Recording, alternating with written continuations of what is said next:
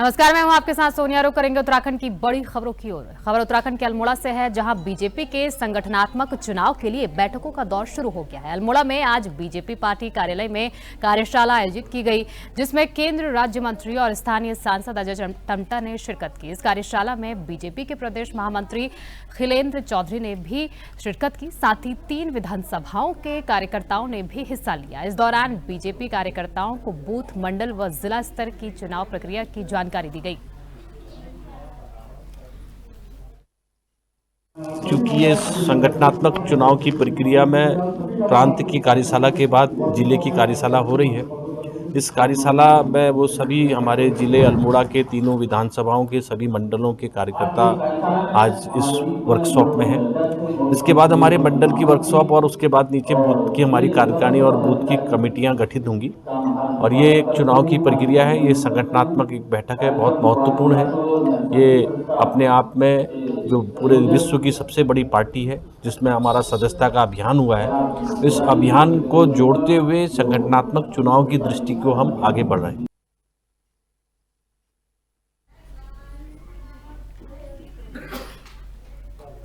Asian boxing championship में gold medal जीतने के बाद नैनीताल पहुंची युवा मुक्केबाज दीपाली थापा के सम्मान में रोड शो निकालकर जोरदार स्वागत किया गया। डीएसए मैदान में आयोजित युवा मुक्केबाज दीपाली के स्वागत समारोह के दौरान जिलाधिकारी वंदना सिंह ने एशियन बॉक्सिंग चैंपियनशिप में गोल्ड मेडल जीतने पर बधाई दी। साथ ही दीपाली के उज्जवल भविष्य की कामना करते हुए कहा, बच्चों को नशे की लत से दूर रहकर खेलों में रुचि लेनी चाहिए, ताकि वे आगे चलकर दीपाली की तरह मुकाम हासिल कर देश का नाम रोशन कर सके। उनको छोड़ें, इस तरह की प्रवृत्तियों को छोड़ें और माँ बाप भी ध्यान दें और खेल गतिविधियों में बच्चों को आगे जोड़ा जाए।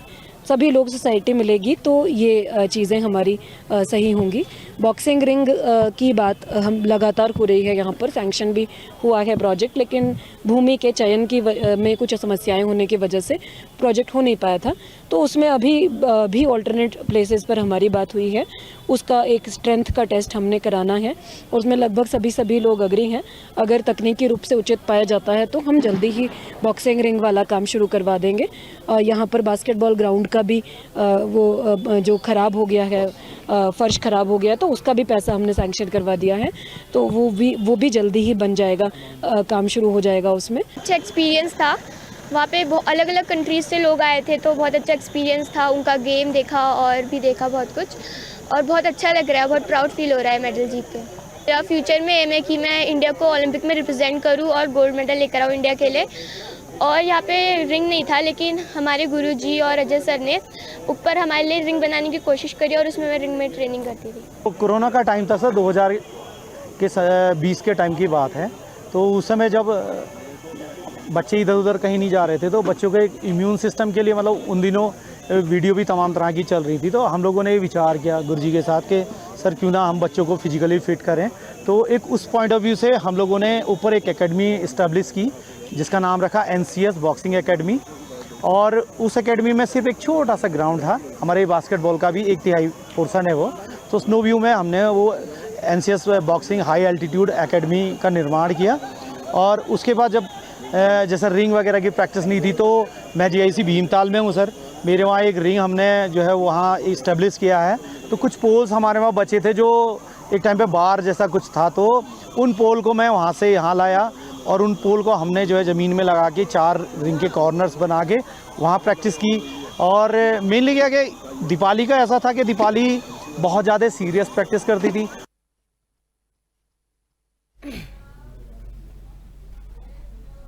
खबर चमोली से है, जहां बद्रीनाथ धाम के कपाट आगामी 17 नवंबर को शीतकाल के लिए बंद किए जाएंगे। इन दिनों यात्रा के अंतिम दौर में बड़ी संख्या में तीर्थयात्री बद्रीनाथ धाम पहुंच रहे हैं। इस वर्ष अभी तक 13 लाख से अधिक तीर्थयात्री भगवान बद्री विशाल के दर्शन कर चुके हैं। वहीं तीर्थयात्रियों के आमद को देखते हुए BKTC के अधिकारियों का मानना है कि कपाट बंद होने तक ये आंकड़ा 15 लाख को भी पार कर जाएगा। और बद्रीनाथ धाम के 17 नवंबर को कपाट बंद होंगे। और अभी यात्रा को लेकर, बद्रीनाथ की यात्रा को लेकर यात्रियों में अच्छा उत्साह देखने को मिल रहा है। प्रतिदिन 10 से 12 हज़ार यात्री यहाँ आ रहे हैं डेली बेसिस पे। और अभी तक 13 लाख श्रद्धालुओं ने बद्रीनाथ जी के दर्शन कर लिए हैं। पहाड़ों में मौसम खुला होने से और दिन में अच्छी धूप होने से भी यहाँ पे लोगों में अच्छा उत्साह देखने को मिल रहा है।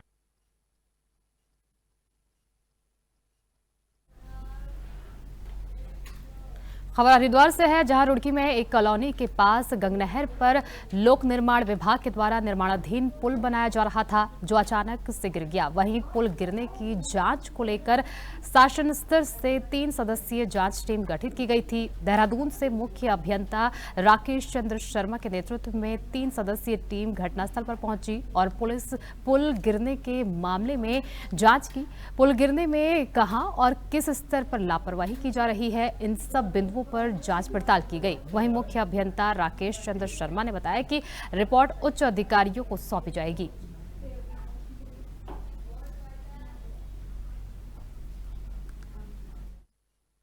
ऐसा हुआ 31 तारीख को ये एक घटना घटी थी और शासन ने इसको बड़ा गंभीरतापूर्वक लिया। छुट्टी के दिन एक त्रिस्तरीय समिति का गठन किया गया था और वो आज समिति यहाँ पर आई है। हमने आज साइट पे भी देख लिया है। अभी हम अपने जो डॉक्यूमेंट्स हैं, कॉन्ट्रैक्ट डॉक्यूमेंट्स हैं, वो सब देख रहे हैं। इसके बाद जो हमारी फाइंडिंग्स होगी वो हम अपने प्रमुख अभियंता महोदय को उपलब्ध कर देंगे।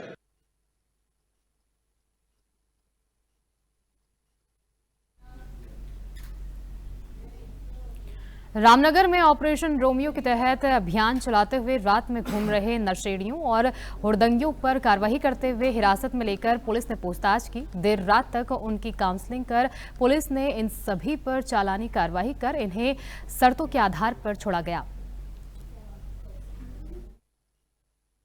देखिए, रामनगर के जैसे भवानीगंज है, शिवलालपुर है, बैराज क्षेत्र है और वो सुनसान जगह जहाँ पर अक्सर शराबियों का अड्डा रहता था, पुलिस द्वारा भारी फोर्स के साथ दबिश दी गई, जिसमें 120 से अधिक लोगों को हिरासत में लिया है।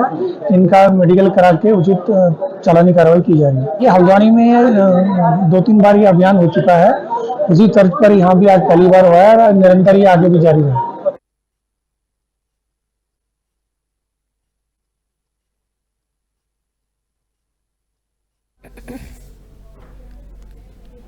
देवभूमि उत्तराखंड में भावनाओं से खिलवाड़ करने वाले अराजक तत्व भी तेजी से पनपते जा रहे हैं। यहां फोटो के साथ गाना एडिट कर सांप्रदायिक सौहार्द बिगाड़ने वाले अभियुक्त को पौड़ी पुलिस ने गिरफ्तार किया है।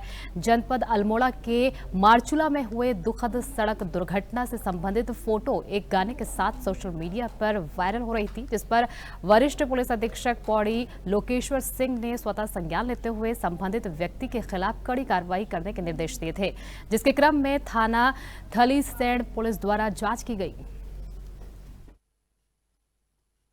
थलीसैंण थाना क्षेत्र अंतर्गत एक मामला जो है प्रकाश में आया था, जिसमें एक फेसबुक पोस्ट वायरल हुई थी, जिससे धार्मिक भावनाएं आहत होने की संभावना थी और उस फेसबुक पोस्ट का तत्काल संज्ञान लेते हुए उक्त व्यक्ति को गिरफ्तार किया गया और बीएनएस की सुसंगत धाराओं में अभियोग पंजीकृत करते हुए उस व्यक्ति को माननीय न्यायालय के समक्ष प्रस्तुत किया गया।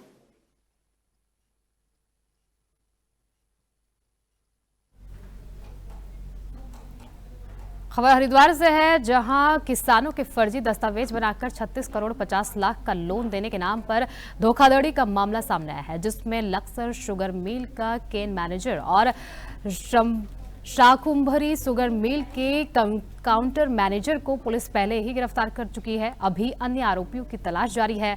आपको बता दें कि आरोपियों ने किसानों से 2008 से 2020 तक पीएनबी से फर्जी दस्तावेज बनाकर क्रॉप लोन लिया था, लेकिन जब किसानों के पास नोटिस पहुंचा तो पूरे मामले का पर्दाफाश हो गया।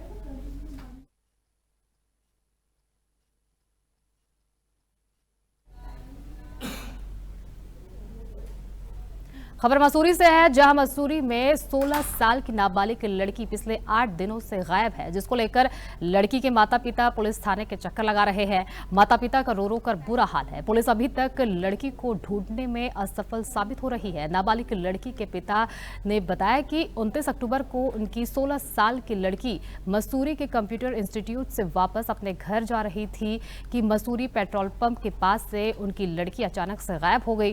उन्होंने कहा कि उनके द्वारा अपने अपनी लड़की को ढूंढने के लिए बहुत प्रयास किया गया, परंतु वो सफल नहीं हो पाए, जिसके बाद उन्होंने मसूरी के कोतवाली में लड़की की गुमशुदगी की रिपोर्ट दर्ज कराई। इसके साथ ही पुलिस और सरकार से गुहार लगाई गई है। हम लोग यहाँ कोतवाली में इकट्ठा हुए हैं ताकि इनको न्याय दिलाया जा सके। पुलिस की कार्रवाई पर भी सवाल उठाए जा रहे हैं कि बार बार इनको टाल मटोल करके बार बार डेट पे डेट दे रही है।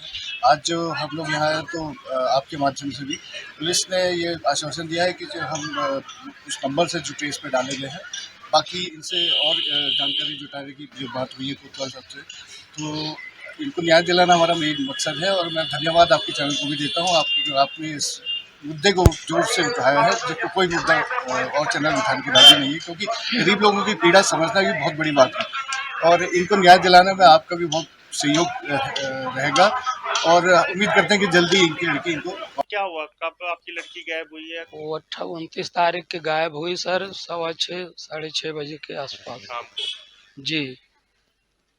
और कंप्यूटर सीख के जा रही थी, लड़का भी था लड़की भी थी।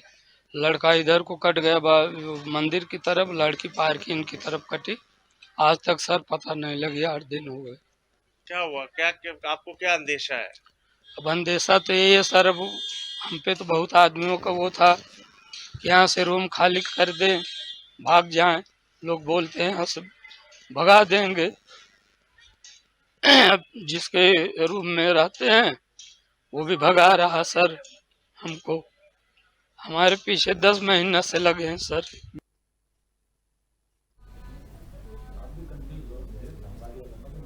खबर नैनीताल से है, जहां उत्तराखंड के मरचूला क्षेत्र में सड़क हादसा हो गया। बता दें कि ओवरलोडिंग और सड़क खराब होने की वजह से बस अनियंत्रित होकर गहरी खाई में गिर गई, जिसकी वजह से एक व्यक्ति घायल हो गया है।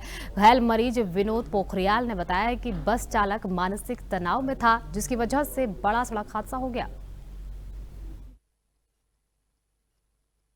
लेन देन का मामला था उसका, लेकिन वो मार्केट में बात करके आ गया था कि 14-15 तारीख को जो भी है मतलब वो उस चीज को सेटल कर देगा। पर एक्सीडेंट का रीजन वो नहीं था। एक्सीडेंट का रीजन था ओवरलोडिंग थी और स्पीड थी और कुछ टेक्निकल फॉल्ट ऐसे आया कि ड्राइवर उसको कंट्रोल नहीं कर पाया।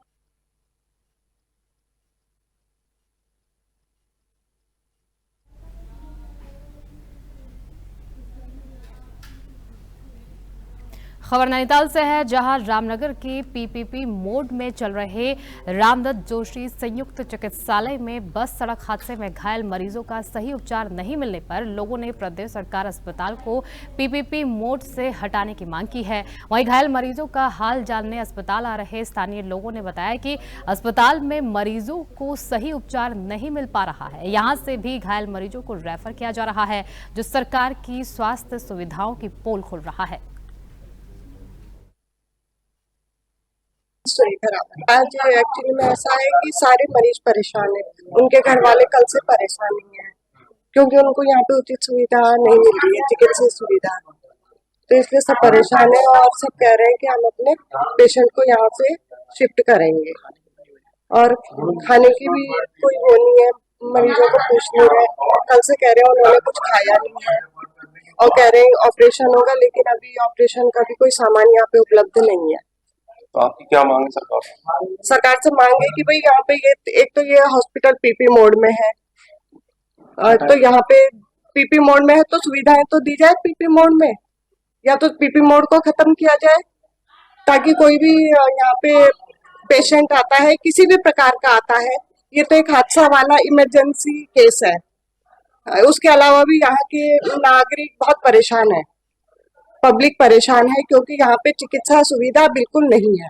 टोटल 34 साइड से 34 में से 8 तो ब्रॉड डेड थे, बाकी में से कल शाम तक 21 रेफर कर दिए थे। 5 हमारा बच्चे थे रात में जो उनकी कंडीशन स्टेबल थी, उसमें से एक का स्पाइनल इंजरी हो रही थी और पैर में फ्रैक्चर भी था, तो उसको आज मॉर्निंग में ये लिफ्ट करा रहे हैं।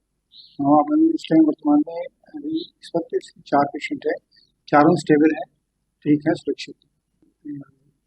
हमारी जो टीम है तो गाड़ी से आई हुई थी, ऑर्थोपेडिक सर्जन, एक टीम हमारी काशीपुर से आई हुई थी और नर्सिंग स्टाफ हमारे नर्सिंग स्टाफ हमारे थे यहाँ पर, तो सबने मिलजुल के